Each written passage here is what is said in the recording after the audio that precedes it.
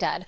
Here to talk about that and more are Congressman Danny Davis, a Democrat from the Austin neighborhood, Congresswoman Robin Kelly, a Democrat from Madison, and Congressman Krishnamurthi, a Democrat from Schaumburg. And a note to viewers that we invited all Republicans in Illinois' congressional delegation.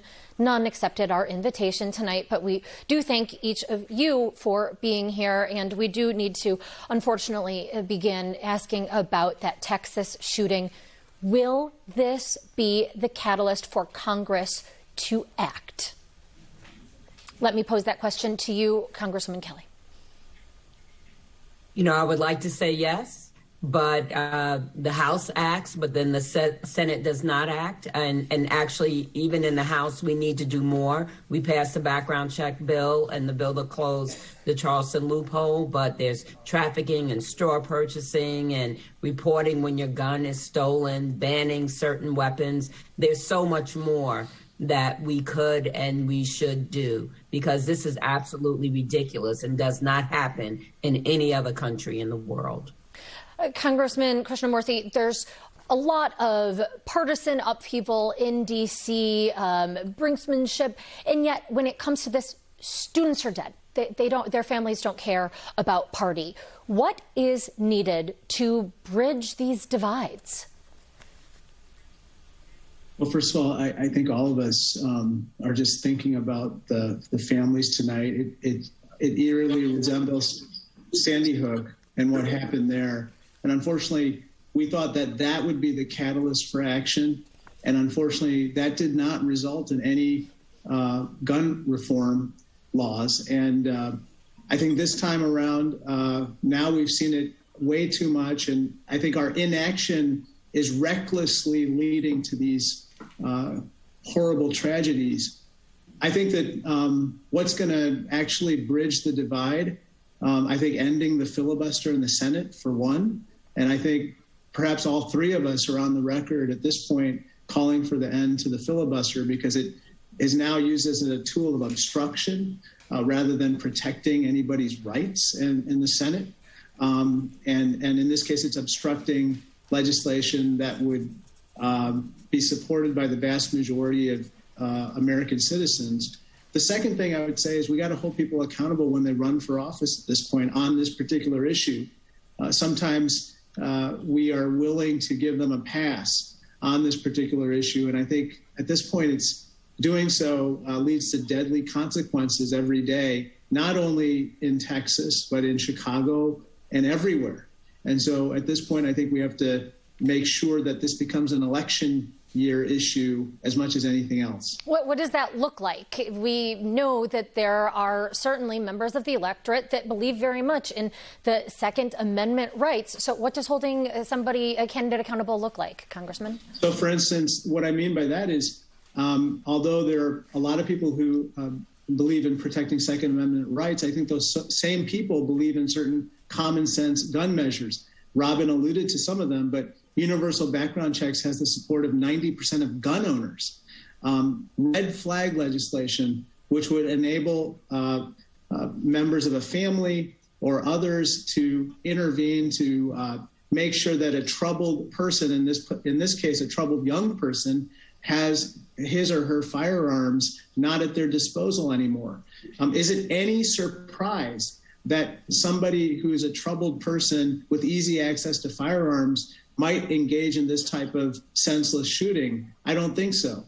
And so making sure that someone who's running for office is on the record saying that they would support these types of sensible gun measures is absolutely crucial, and then holding them accountable once they get in office. Getting more into specifics versus just generally where do you stand on the Second Amendment. Now, in light of a lack of action from Congress thus far, Congressman Davis, President Biden has signed an executive order dealing with ghost guns.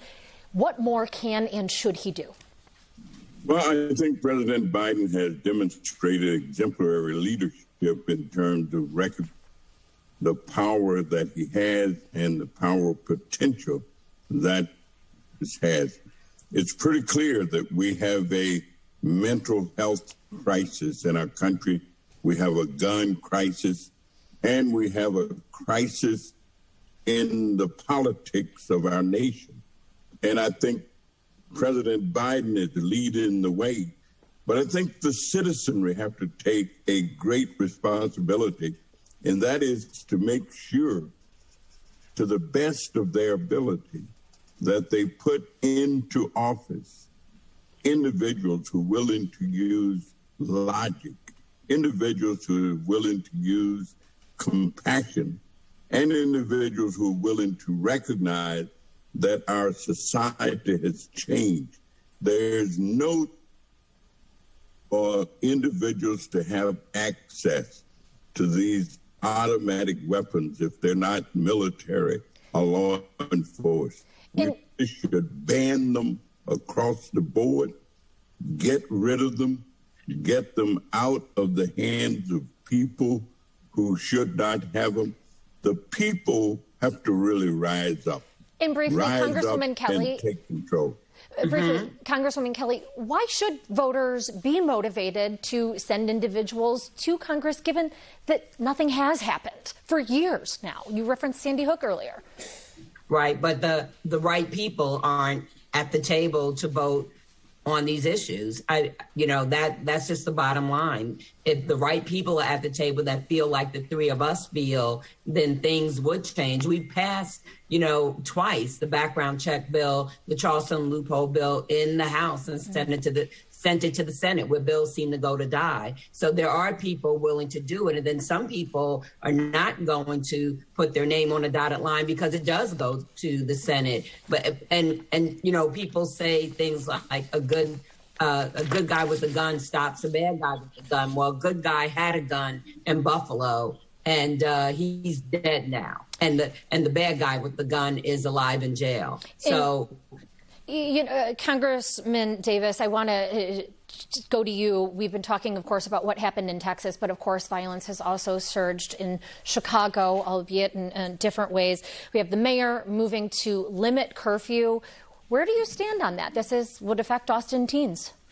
Well, I think that the mayor is on the right track. As a matter of fact, there are other things that young people can do except be out on the streets, in the streets late at night. And so I have no problem with the idea of a shortened period of time for individuals to be out.